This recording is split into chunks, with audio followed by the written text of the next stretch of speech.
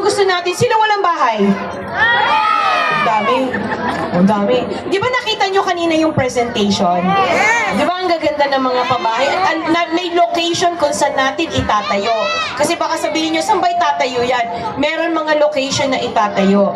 So yung pabahay na yan, gusto natin syempre, gusto nyo ba mailipat kayo sa Tanay o sa Laguna?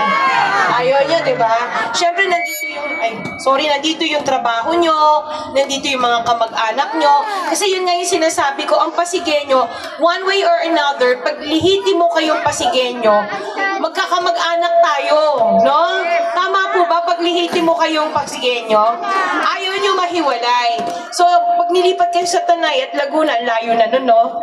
Ang gusto natin, pag nagpatayo tayo ng pabahay, dito pa rin kayo sa Pasig titira. No? Okay po ba yun? Siyempre kami construction company. So alam namin kung ito mga sinasabi namin, magagawa ba namin o hindi. Tama po ba? 22 years na ako in the business.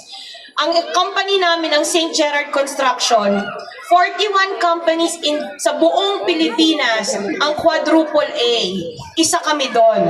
No? 41 lang sa buong Pilipinas, isa doon ang St. Gerard Construction. Kaya alam namin kung ano yung sinasabi namin.